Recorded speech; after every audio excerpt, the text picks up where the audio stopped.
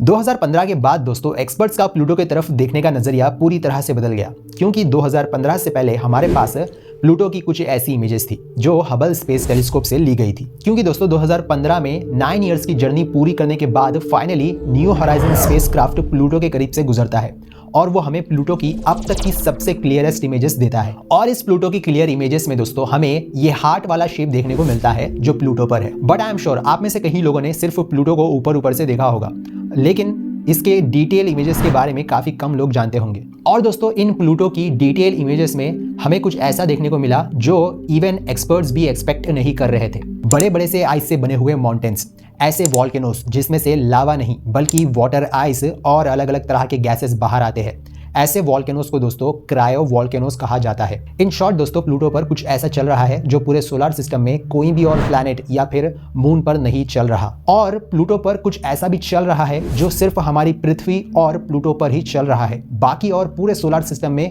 कहीं भी और सेलेस्टियल बॉडी पर ऐसा नहीं चल रहा। एक एक करके हम प्लूटो की इन डिटेल इमेजेस पर नजर डालेंगे दोस्तों, and I am very sure आपका भी इस वीडियो को देखने के बाद प्लूटो को देखने का नजरिया पूरी तरह से बदल जाएगा। जैसे एक्सपर्ट्स सरप्राइज रह गए थे, शायद आप भी वैसे ही सरप्राइज रह जाओगे ये बातें प्लूटो के बारे में जानने के बाद। पहले इमेज में हम पर्टिकुलरली प्लूटो के एक रीजन पर नजर डालेंगे। ये रीजन का नाम दिया गया है दोस्तों टार्टूरस डॉर्सा। आई नो नाम थोड़ा सा अजीब है, पर इस रीजन में दोस्तों प्लूटो के कुछ ऐसा हो रहा है जो हमारे पृथ्वी पर भी हो रहा है और प्लूटो पर भी हो रहा है। हमारे पृथ्वी पर दोस्तों एक रेयर तरह का फेनोमेना होता है, वो अब हमें पहली बार प्लूटो पर देखने को मिला था। अब दोस्तों जब हम इस इमेज में थोड़ा सा ध्यान से देखते हैं तो यहाँ हमें एक पैटर्न देखने को मिलता है जो एक स्नेक की स्किन की तरह दिख रहा है। पर बात यह है कि ये आखिर है क्या, इस इमेज में इतना खास क्या है? जरा आप अभी इन खूबसूरत सी तस्वीरों पर नजर डालिए दोस्तों। और नहीं, ये कोई प्लूटो की इमेजेस नहीं है, ये हमारी पृथ्वी की ही इमेजेस है। इसमें अभी आप देख रहे हो दोस्तों एक रेयर फेनोमेना को जो सिर्फ हमारे पृथ्वी पर ही होता है। इन इमेजेस में दोस्तों ये अजीब सा शार्प स्ट्रक्चर बन रहा है बर्फ से, जो कहीं भी जहां पर बर्फ होती है वहां हर जगह नहीं बनता। हमारी पृथ्वी पर दोस्तों इस अजीब से फेनोमेना को पेनिटेंट्स का नाम दिया गया है, ऐसे स्ट्रक्चर जो कहीं कहीं कुछ जगहों पर बनते हैं। लेकिन जो थोड़ी देर पहले मैंने आपको एक प्लूटो की पर्टिकुलर रीजन की इमेज दिखाई थी, उसमें भी दोस्तों एक्चुअली यही हो रहा है। ये अजीब सा रीजन जो स्नेक के स्किन की तरह लग रहा है, ये कुछ और नहीं बल्कि वही सेम पेनिटेंट्स है जो हमारे पृथ्वी पर भी फॉर्म होते हैं। और इसीलिए दोस्तों जो एक्सपर्ट्स थे वो इस चीज को देखकर सरप्राइज रह गए उस वक्त, क्योंकि उन्होंने एक ऐसा फेनोमेना देखा था जो पृथ्वी पर तो घटता है पर एक दूसरे सेलेस्टियल बॉडी पर ऐसा पहली बार हो रहा था हमारे सोलर सिस्टम में। पेनिटेंट्स दोस्तों हमारे पृथ्वी पर उस रीजन में बनते हैं जहां पर हवा जो है काफी ज्यादा ठंडी होती है और ड्राई होती है, और जहां दिन के समय ज्यादा धूप निकलती है। और ये रेयर फेनोमेना दोस्तों उन जगहों पर देखने को मिलता है जहां पर जो जमीन है वो बाकी जमीन के मुकाबले थोड़ा ज्यादा ऊपर होती है। अब ज्यादा हीट के चलते दोस्तों यहाँ पर जो आइस होती है वो डायरेक्टली पानी में बदलने के बजाय वेपर में बदल जाती है, मतलब गैस में बदल जाती है, और हमें जो बर्फ का ऐसा पॉइंटी स्ट्रक्चर देखने को मिलता है। प्लूटो का साइज दोस्तों हमारे खुद के मून से भी काफी ज्यादा छोटा है, पर अजीब बात यह है कि इस छोटे से ड्वार्फ प्लैनेट के पास अपने खुद के 5 मून्स है, जिसमें से प्लूटो का सबसे बड़ा मून है कैरन। और 2015 में दोस्तों न्यू होराइजन स्पेसक्राफ्ट ने प्लूटो के साथ साथ इस कैरन मून की भी काफी सारी इमेजेस कैप्चर करी है। प्लूटो और कैरन के बीच एक अजीब सी चीज होती है दोस्तों, जो पूरे सोलर सिस्टम में कोई भी दूसरे प्लैनेट और मून के साथ ऐसा देखा नहीं गया है। मतलब इन दोनों का एक इतना अजीब सा रिश्ता है, कैरन और प्लूटो दोनों एक दूसरे से टाइडली लॉक्ड है। अब देखो नॉर्मली होता क्या है, हमारा जो खुद का चांद है वो हमारे पृथ्वी से टाइडली लॉक्ड है, मीनिंग जो चांद का एक हिस्सा है वो हमेशा पृथ्वी की तरफ ही रहता है और जो दूसरा हिस्सा है वो पृथ्वी से जो है छुपा हुआ है। लेकिन दोस्तों जो हमारी पृथ्वी है वो हमारे चांद को हमेशा के लिए एक हिस्सा नहीं दिखाती।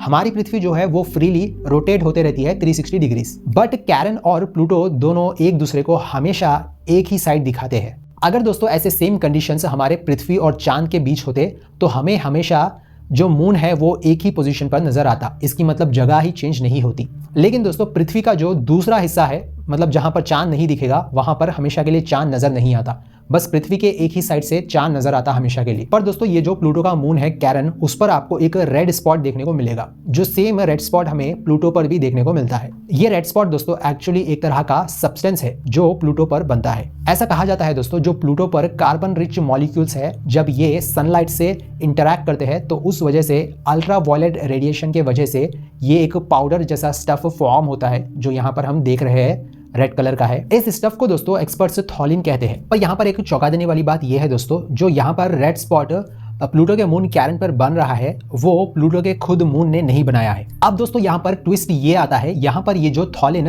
प्लूटो के ऊपर फॉर्म हो रहा है वही थॉलिन एटमॉस्फेयर से प्लूटो के एस्केप होकर उसके मून पर जाकर ऐसा गिर रहा है लिटरली।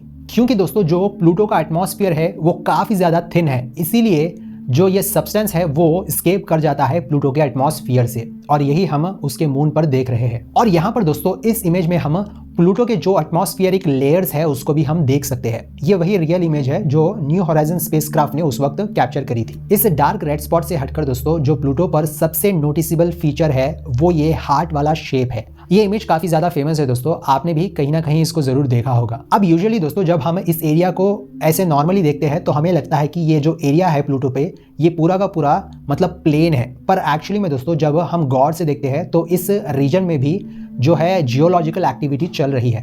वेल दोस्तों इस एरिया को स्पुटनिक प्लेनेशिया का नाम दिया गया है एक्सपर्ट्स के द्वारा, और एक्सपर्ट्स का ऐसा मानना है कि ये वाला जो रीजन है प्लूटो पर वो शायद रिन्यू होते रहता होगा, मतलब बदलते रहता होगा। ये पूरा का पूरा रीजन दोस्तों नाइट्रोजन आइस से फैला हुआ है। हमें प्लूटो के बाकी और रीजन्स में देखने को मिलता है दोस्तों कि वहां पर बड़े बड़े से क्रिएटर्स है, मतलब वहां पर मीटेरॉइड्स और एस्ट्रॉइड्स जो है पहले गिरे होंगे, लेकिन ये प्लेन एरिया हमें इतना साफ दिखाई देता है जैसे कि यहाँ पर एक छोटी सी खरोच भी नहीं पड़ी हो। वेल दोस्तों एक्सपर्ट्स का ये मानना है कि यहाँ पर भी शायद कई सारे मीटेरॉइड्स और एस्टेरॉइड्स गिरे होंगे, लेकिन ये जो एरिया है जैसा कि मैंने बताया ये कंप्लीटली चेंज होते रहता है, मतलब अपने आप को ये एरिया जो है रिन्यू करते रहता है। सेम आप वैसे ही समझ सकते हो, अगर आप एक बड़े से आइस प्लेन में एक बड़ा सा गड्ढा करोगे तो वो थोड़े दिन बाद अपने आप ही भर जाएगा। प्लूटो पर अजीब तरह के वॉल्केनोज भी एग्जिस्ट करते हैं दोस्तों, लेकिन इन वॉल्केनोज में लावा के बदले वाटर आइस और गैसेस निकलते हैं जो मेनली नाइट्रोजन, मीथेन और कार्बन मोनोऑक्साइड से बने होते हैं। एक सबसे नोटिसेबल क्रायो वॉल्केनो की इमेज हमारे पास है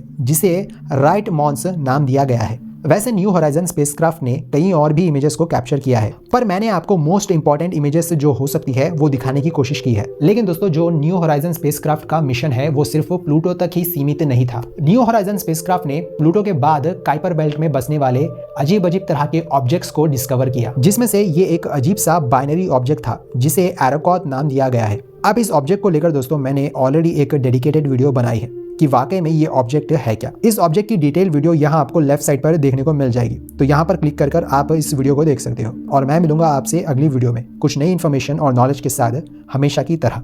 गुड बाय।